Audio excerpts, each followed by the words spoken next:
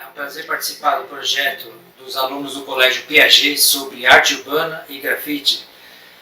Me mandaram algumas perguntas sobre grafite, eu vou responder todas e vamos lá. A primeira pergunta: há quanto tempo você faz grafite? E qual foi a sua influência para começar a grafitar? Eu faço grafite desde os meus 9 anos. Comecei em 1982, com 10 anos, quando eu fiz um desenho da Copa do Mundo, da Copa de 82, e aproveitei essa tinta e pichei no muro Dib. E a partir dali eu vi que isso deu muita polêmica, muitas pessoas perguntaram quem que eu era, tudo, e percebi a força da pichação. Mas desenhei desde os meus 6 anos, e esse dia, no caso, eu fiz um desenho para a Copa do Mundo que é muito parecido com o grafite. Então, ou seja, mais de 30 anos fazendo esse tipo de arte. A outra pergunta: como você descobriu que gostaria de fazer grafite? Como você consegue fazer desenhos perfeitos, com profundidade? Descobri que isso aconteceu naturalmente, eu nunca imaginei isso. Parece que eu nasci para fazer isso. Eu sempre desenhei, pintei. Então, o grafite já é uma coisa contemporânea, que influencia na nossa atualidade, de tudo que nós fazemos, no caso dos grafiteiros, né?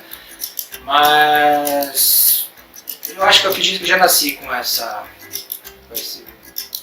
não falo um dom, mas uma intuição. Agora, em relação a desenhos perfeitos, eu não tento fazer tão perfeito. Eu gosto da expressão, eu gosto de expressar a luz, ter uma noção de luz, sombra, mas eu gosto da expressão. Não gosto de fazer meramente uma cópia de alguma coisa. Eu gosto de criar uma coisa nova, de fazer uma nova obra de arte. E tento, né? Não vamos ser tão pretensiosos, mas a minha intenção é essa: criar uma coisa que agrade, uma coisa que me agrade as pessoas. Não necessariamente agradar as pessoas, a gente tem essa obrigação. Mas eu faço o que eu quero, do jeito que eu quero, e se chega à perfeição, não sei, a gente tenta. Vamos para a próxima pergunta aqui. Você já fez um grafite em um lugar proibido? E qual é o seu favorito? Você já foi pego pichando? Sim, já fui pego pichando várias vezes, já fui parar na delegacia várias vezes. O grafite que eu fiz no lugar proibido foi no Anhangabaú, que eu fiz a Santa Ceia com uma garrafa de Coca-Cola em cima da mesa. Em cima da Santa Ceia. E não consegui terminar. A polícia me enquadrou, digamos, na GIA enquadrou, fui preso, encaminhado para a delegacia, segunda delegacia em São João, onde fui fichado e quase processado. E agora, em relação ao meu favorito, todos são meus favoritos. Dificilmente, porque todos fazem uma parte de mim. Sempre tem um que a gente acaba fazendo um pouquinho melhor, na correria do grafite na rua. Você não tem muito tempo de ficar lambendo, digamos assim, né? Eu acho que esse da garrafa de Coca-Cola, mesmo não tendo terminado ele, é um dos meus favoritos. Esse seria meu favorito. Próxima pergunta: se é possível ganhar dinheiro fazendo grafite? Sim, é possível, sim. Você pode fazer trabalhos comerciais com a aprendizagem que você tem como grafite.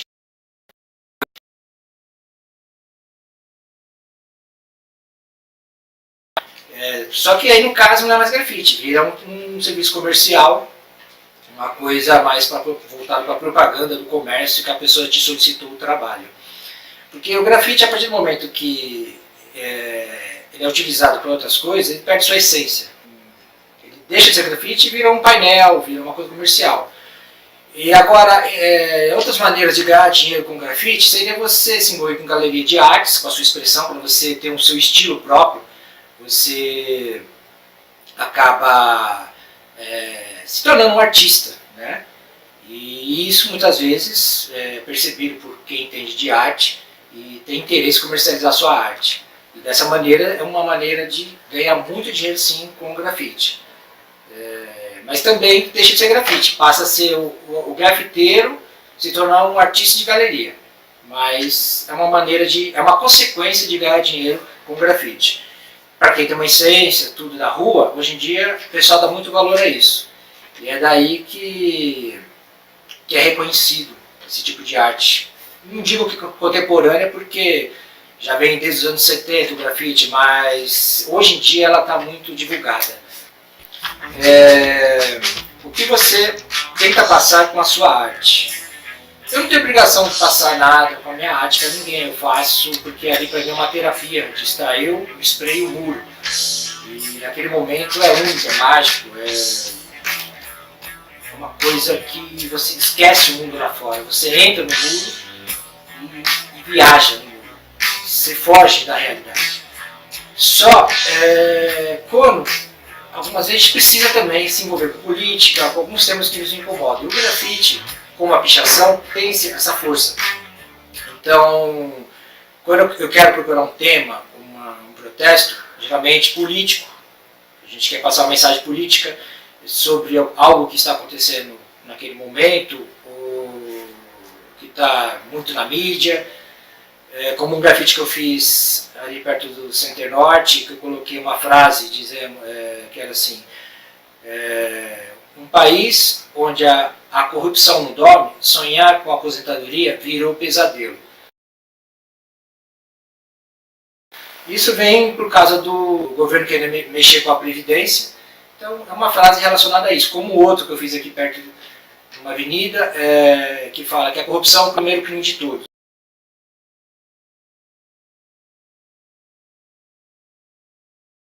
Então esse é um tema político da mensagem que eu quero passar.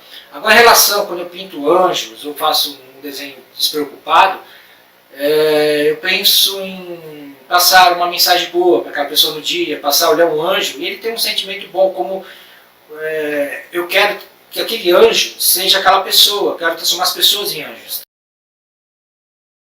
Trago um lado bom das pessoas. Ou até quando está numa forma de um anjo caído, a tristeza, a poesia daquela composição, traga algum sentimento no coração dessa pessoa.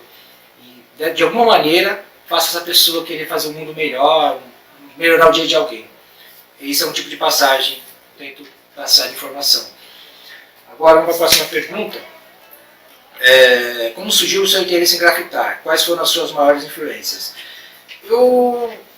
Foi como eu falei, para mim aconteceu naturalmente, ali sempre envolvido com tinta, desde dos meus 9 anos, quando eu ganhei meu apelido, mas com os 10 que realmente eu comecei a pichar. Tive alguns amigos que na época faziam frases, a gente pegava a tinta da serralheria do pai dele, aquelas tintas arcão, e fazíamos frases no muro.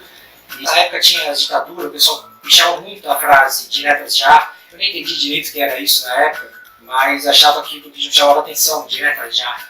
Era um protesto, a força da pichação. E depois disso, dos meus 10, 11 anos fazendo essas frases, nós pegávamos tintas de funilaria perto de casa, também pichávamos o muro com essa tinta, fazíamos algumas coisas. E passei por algumas fases, cheguei no stencil nos anos 85, 86 ali. Gostava muito de desenhar, então fazia alguns stencil, que é o estilo de stencil, é uma vertente do grafite. Mais para frente continuei pichando e fazendo stencil junto. No ano 88, mais ou menos, no finalzinho, começo de 89, junto com outros amigos, nós criamos uma equipe chamada Master.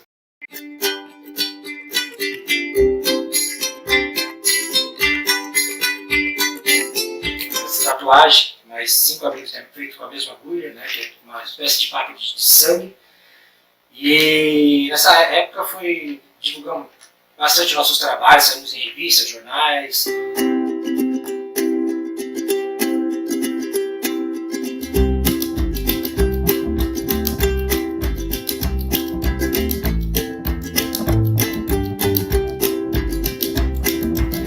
Rádio, televisão. Ficamos bastante famosos nessa fase do grafite. Aí tivemos contato com outros grafiteiros, começamos a grafitar São Paulo inteiro. Então, é uma fase, é um período, cada período vai ter o seu processo para chegar como seguir uma intenção de grafitar. Que nem o período quando eu comecei, não lembro o motivo, gostava daquilo. E nos dias de hoje você vê a consequência, tanto que o interesse de estar em livro, vocês fazendo trabalho sobre esse assunto, como a vertente está em alta, o grafite.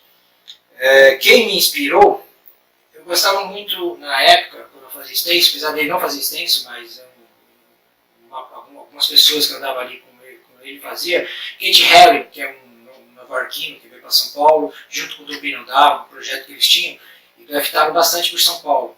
Me influenciou bastante, eu andava da Avenida Consolação pela Paulista até 23 de maio só por esses desenhos que tinha do Kate Haring, que foi uma grande influência.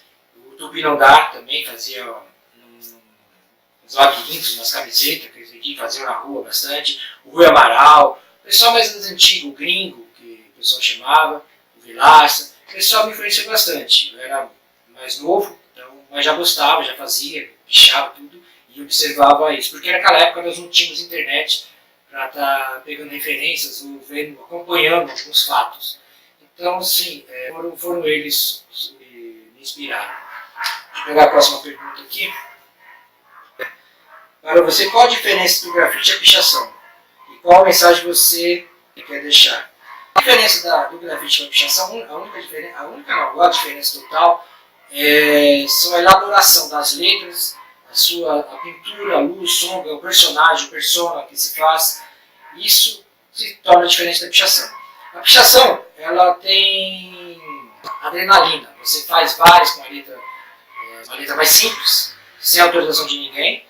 E que é perigoso, você pode ser preso, pode ser perseguido, um monte de coisa. E o grafite também, quando você faz ilegalmente, você também pode ser preso, você pode cumprir com a mesma penalidade que é feita com a pichação. Ninguém vê diferença do grafite com a pichação nesse sentido, quando é ilegalmente. Agora, quando ele vira uma obra de galeria, ou quando você pede autorização para o morador de uma determinada casa para usar o muro dele para fazer um grafite, aí o grafite perde sua essência, mas vira um painel, uma coisa para agradar alguém. Então, aí tem a diferença. É como se o grafite fosse um antídoto para a pichação. Deixa eu pegar a próxima pergunta aqui. Qual trabalho foi mais difícil e o lugar mais inusitado que você fez? Qual obra que você gosta mais? O meu trabalho mais difícil, eu ainda fico tive vários, com meus amigos, uma época na Paulista, fizemos um grafite muito grande, com muitas latas de spray. E o lugar inusitado também seria esse, fora outros que teria em prédios, que fizemos na lateral de um prédio pendurado, junto com meus amigos da equipe máxima. E esse foi até perigoso no dia, que deram um tiro na parede, mas não acertou, graças a Deus. Se acerta a altura que eu estava, no caso, poderia ser fatal. Talvez um lugar visitado seria esse.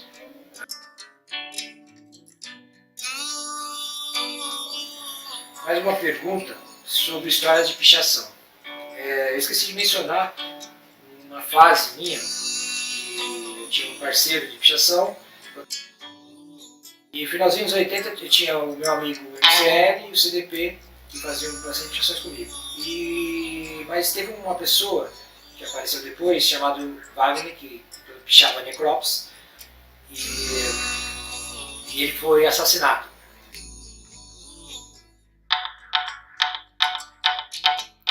Ele estava pichando em cima de um banco, ali na Avenida Voluntários da Pátria, e acabou recebendo 2 tiros na costa. E veio a falecer devido a esses tiros. E a partir do falecimento dele foi quando eu parei de pichar e fiquei só no grafite. Então isso foi em 90, eu parei ali de pichar em 90. Fiquei uma fase, depois com o tempo, contando com alguns amigos que são da pichação, das antigas, digamos assim, da antiga, que... E é interessante isso. Uma das histórias com o necrópolis também, parece que ele estava destinado a falecer. Foi uma vez nós fomos pichar até Diadema, voltamos ali pela Avenida com o PC, e estava na Austin Luiz, voltando, quando fomos abordados pela Polícia Metropolitana, e a polícia foi bastante violenta.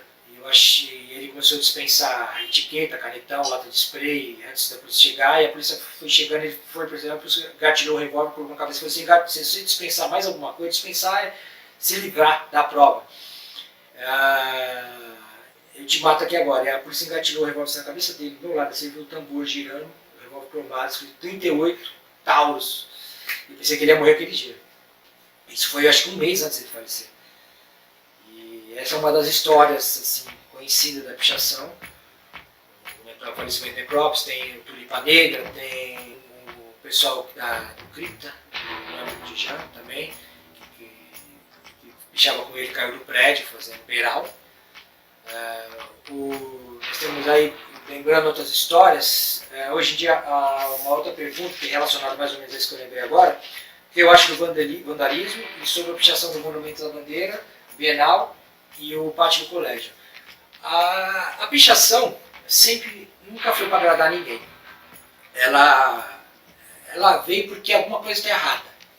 Ela serve, como as diretas já, ela estava protestando, querendo a democracia, o direito a votar.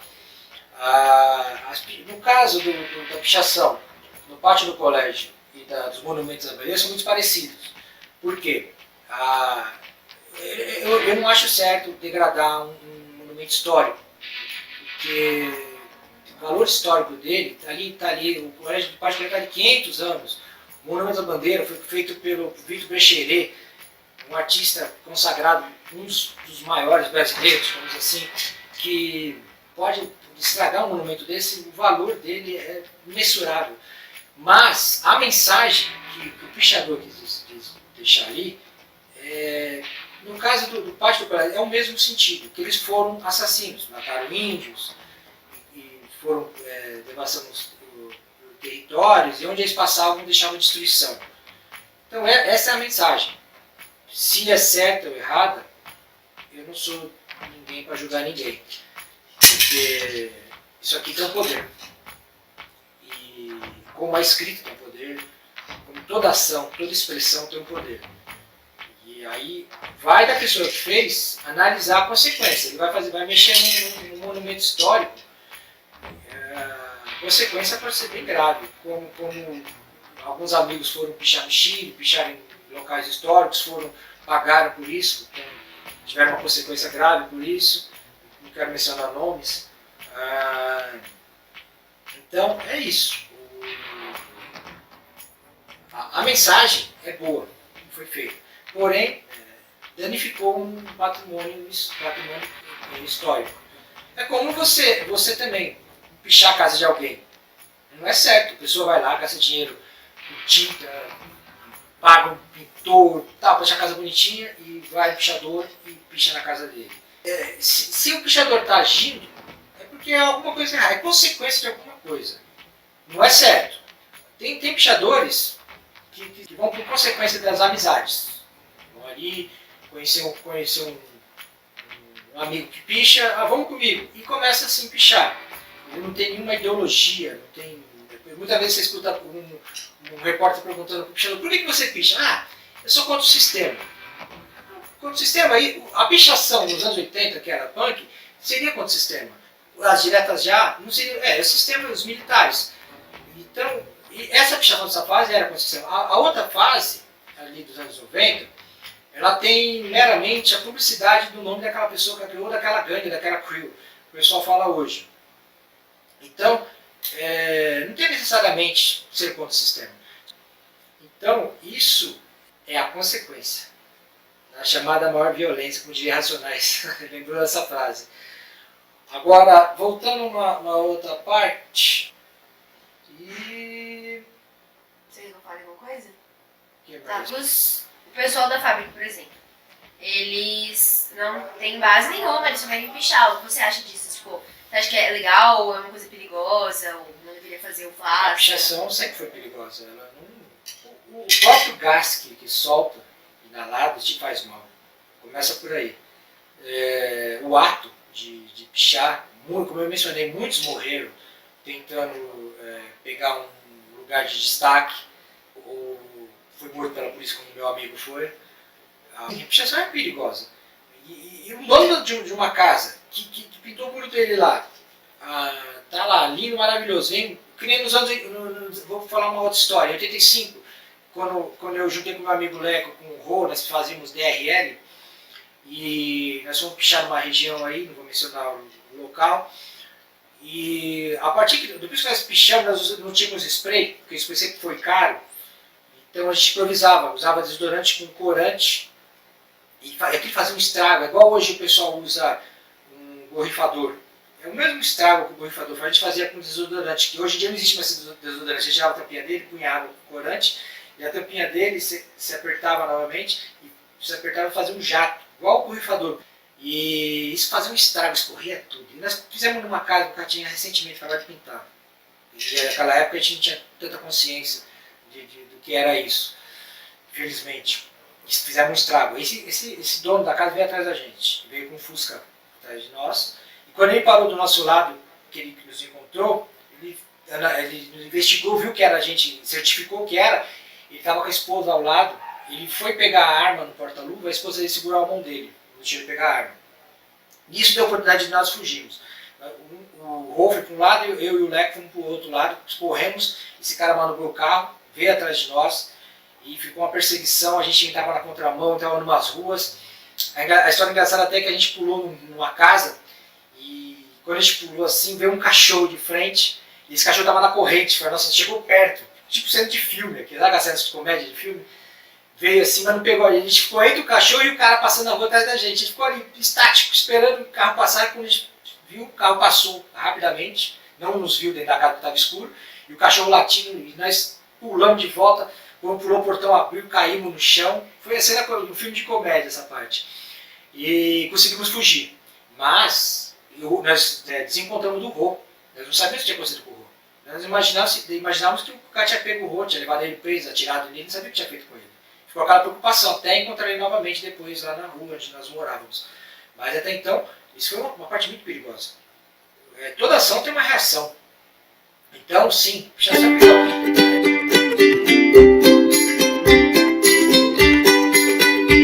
várias histórias de perigo que eu passei e meu anjo da guarda é forte. Uma história perigosa, você falou de perigo quando você tenta pegar uma parte de destaque. Eu lembro que eu fui subir no segundo andar de um beiral. Quando eu pus meu peso sobre a mão, forcei, essa laje estava com lodo, a minha mão escorregou. A sorte que eu tinha acabado de colocar essa mão e essa parte estava sem lodo. Eu me pendurei numa altura mais ou menos de 10 metros de altura. Eu fiquei pendurado por uma mão, consegui voltar com a outra e subir, não caí. Se eu tivesse caído ali, eu tinha me ferido gravemente. E o engraçado é que não acaba aí a história.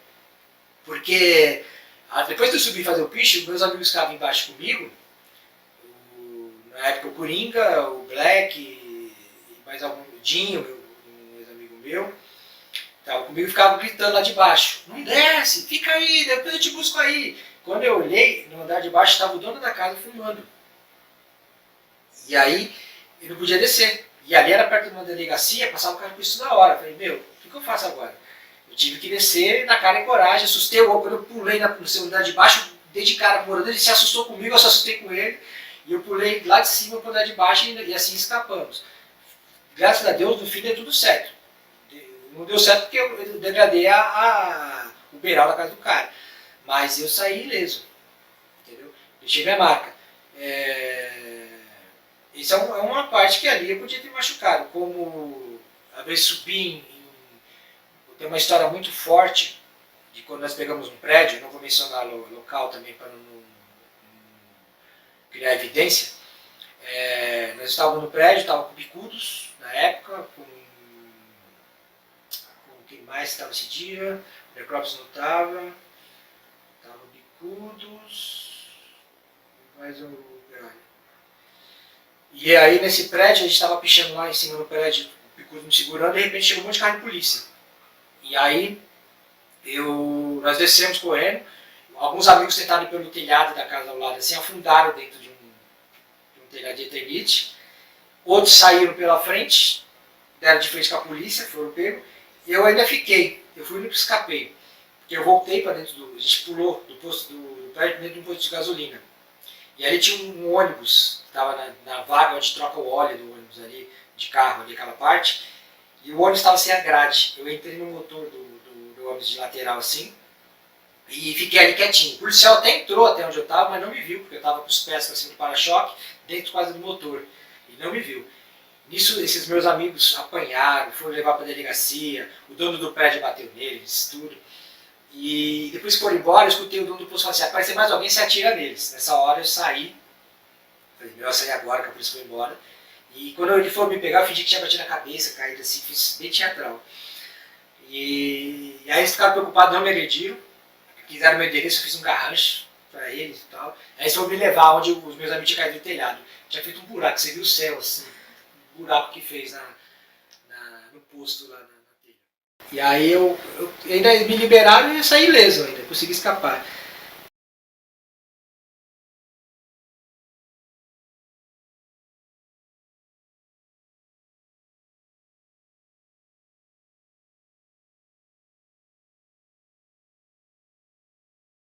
Há 30 anos atrás, nós não tínhamos uma variedade de tinta. Essa tinta é uma tinta nacional, que é realmente melhor do que a gente usava anteriormente, que era a que a gente chama de calhambeque, calogine, mas quebrava um galho.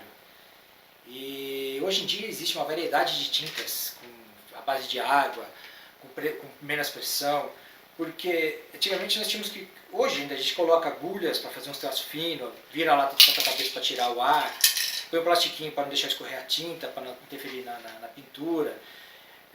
Nós não tínhamos referências como existem hoje, tanto para tinta como para desenhar, para pintar. Não existia internet. O que nós tínhamos a referência que nós tínhamos era a base de livro, que né, um livro que me influenciou uma coisa que me influenciou muito primeiro foi o filme Beat Street. É um filme sobre hip hop, fala de break, grafite e rap. Esse foi um filme que me inspirou meus amigos. Na época a gente criou a Master a partir desse filme. Já existia a Master, mas ali que nós fomos influenciados e começamos a grafitar. E nós tínhamos nosso estilo, digamos, da pichação para o grafite. Não tinha um estilo mais elaborado, porque nós não tínhamos referência. Nós desenhávamos, nós tínhamos uma certa limitação e buscávamos referência. Hoje é muito fácil você entrar no Google, como desenhar um olho, o Google automaticamente vai te mostrar o que você quiser ali. Nós tínhamos na época um livro chamado Subway Art e Spray Art.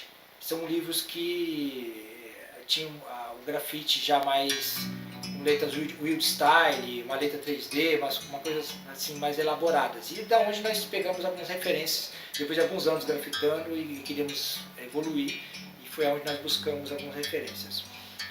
Like a bird on a tree. Eu tô buscando fazer agora um grafite dela. It's clear to see from up here. The world seems small. We can sit together. It's so beautiful, you and me. We're meant to be in the great outdoors, forever free.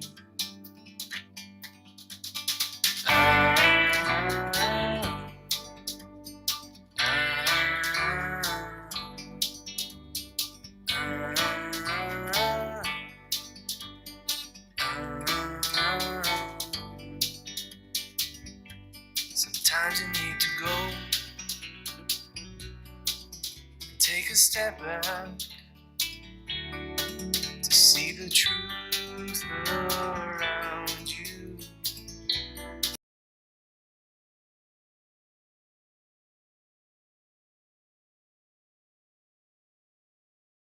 E usando só spray. Porque, assim, eu acredito que eu tenho a capacidade de tentar fazer só com spray numa tela, como muitos grafiteiros têm feito. E por quê? Porque às vezes nós somos impedidos de fazer na rua. A partir do momento que você responde um processo, você é pego grafitando, e você for pego novamente, você pode responder esse processo já em cárcere privado, sei lá, alguma coisa nesse sentido, né? Pode ser mais perigoso esse processo do ato, né? Se você for pego em flagrante, tudo mais, você já não é mais réu primário, digamos assim, para resumir. Então a tela, o que eu estou buscando na tela? Passar a minha expressão. O grafite é uma arte efêmera, e com o tempo ele vai perdendo a sua cor, vai perdendo toda a sua composição, vai descascando, a chuva, o sol, vai agindo sobre a tinta, e essa tinta vai perdendo a sua resistência e acaba degradando de uma maneira que com o tempo ele some. Ou então, hoje em dia, existem milhares, digamos assim, de pichadores e grafiteiros. Há 30 anos atrás não tínhamos tantos, então era mais fácil, você conhecia esses grafiteiros ou esses pichadores e, tem um picho seu ali, posso usar aquele muro, tem um picho seu, não, vamos lá, faço junto com você e tal, era resolvido dessa maneira. Hoje em dia, existe um muro, tem um pessoal chama de agenda, são vários pichos no muro, e às vezes um que você deixa de conversar acaba criando, digamos, entre aspas, uma treta, uma briga, e aí vai lá, risca seu grafite, e acaba estragando o seu trabalho, o tempo que você gastou ali e tudo mais. Isso é a lei das ruas. A gente chama, digamos assim, você não tem, quando você conhece o pichador, você resolve ali. Quando você não resolve, não conhece, e acaba ele achando ruim que você foi lá, fez um grafite por cima da pichação dele, ele vai lá e estraga o seu grafite. Então, é uma das coisas também que me traz para a tela. Não preciso pedir autorização para ninguém, nem para o dono da casa, nem para... Não preciso o risco da polícia, não preciso treta de pichação, o grafiteiro. E então isso me obrigou um pouquinho a ir para a tela, um pouquinho. E também a falta de tempo. Já tem que trabalhar, eu não vivo disso, então tenho que minha profissão para poder ganhar o meu dinheiro para sobrevivência. E isso para mim é como um hobby. Acaba virando um hobby. Eu até prefiro assim, porque a partir do momento que aquela coisa que você tem obrigação de fazer todo dia, acaba ficando chato. E você não tem mais o prazer. E hoje em dia, o grafite alcançou um ápice tão absurdo que você vê, é uma arte contemporânea. Hoje em dia, um artista que não vem da rua é considerado um artista antiquado, aquele artista antigo que não rompia com a tela, depois do Champ, que a partir da fotografia ele criou ali o mitório, que como obra de arte se expôs numa galeria, um rompimento de tudo, né? Então, quer dizer, se a gente falar que o grafite hoje é um rompimento, nós estaremos errados, porque a nossa primeira referência lá em 1920 com o Duchamp, quando ele fez. E o grafite também não é de hoje. Se você pegar na arte rupestre, quando o Homem das Cavernas encheu a boca de tinta, usou um canudo de mato, não sei que tipo de canudo ele usou, e sobre a mão dele, ele fez o negativo da mão soprando a tinta na caverna, aquilo já era um spray. Se você pegar na história da arte, começando ali nesse período rupestre, o paleolítico acho que superior, o homem foi lá e fez a mão. Depois nós viemos com egípcios. Os egípcios faziam um desenho na parede, que seria também, só que com pincel, eles não usavam um spray, aqueles desenhos de perfis, e ali também já era um grafite. Se você continuar vindo, ali no clássico, começou talvez o afresco ali, no clássico, nos gregos, no bizantino, nós tínhamos os mosaicos em paredes, que já seria um muralismo ali, começo do muralismo, uma coisa que fosse mais duradoura, justamente porque o grafite, aquela arte efêmera que eu mencionei, já lá nos bizantinos já tinha essa preocupação em fazer uma coisa mais duradoura em mosaicos. E se você continuar, aí passa o gótico ali, o renascimento, que talvez seja mais ativo, o afresco com Michelangelo, que a gente conhece, a Capela Sistina, uma coisa mais, assim, nessa referência, o ápice de tudo, né, Michelangelo. Ele usou para fazer aqueles desenhos no teto, ele não foi pintando ali, ele usou, antes de começar, ele passava o gesso, e antes do gesso secar, ele usava uma espécie de um stencil, um desenho com uns buraquinhos, que ele passava tinta, e transpassava esse desenho para o teto, e onde ele conseguia trabalhar mais rapidamente, sem perder tempo em preocupação com a composição. E pintava antes do gesso secar para a tinta penetrar no gesso e ficar ali permanente. Justamente a preocupação de não se degradar com o tempo, apesar que com o tempo não tem jeito, né? Acaba tendo que tentar restaurar no estilo, contar com a parte rosa do Michelangelo. E continuando nessa fase da linha da arte assim, Nós teríamos ali depois o barroco, que continuou com afresco, nós tivemos o romantismo, poucas coisas ali, até chegar na arte contemporânea ali, nós falamos do século passado, que não é contemporâneo, mas que teve muitas fases. E o que a gente pode mencionar, voltando no Renascimento, eu esqueci da Santa Ceia, que Leonardo da Vinci fez, que ele não fez num afresco, ele fez numa parede lisa, e hoje em dia está se perdendo, está se decompondo, está perdendo muito a pintura.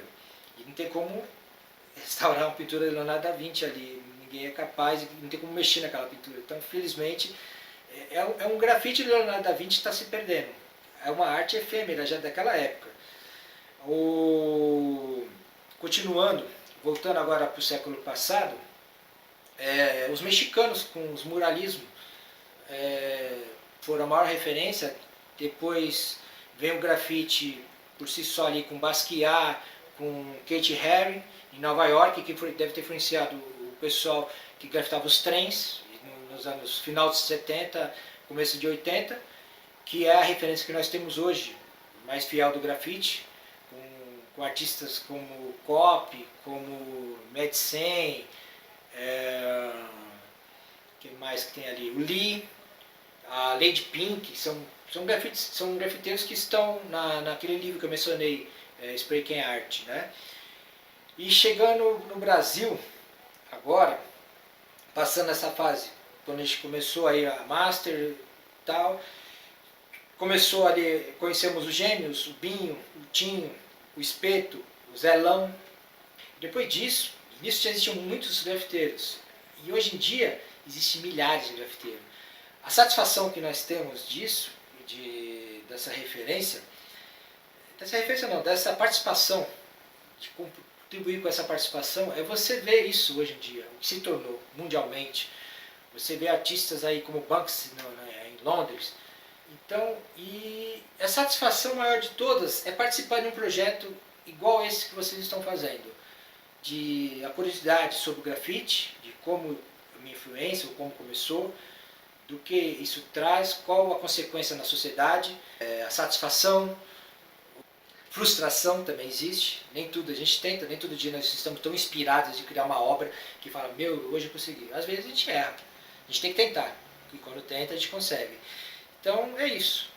Muito obrigado pelo interesse de vocês sobre essa arte, sobre essa cultura, né? Digamos que assim, uma cultura, ela tem desde a cultura hip hop, cultura punk, tem várias fases, várias vertentes, e eu espero que eu tenha contribuído assim, de alguma maneira, pelo interesse de vocês sobre isso.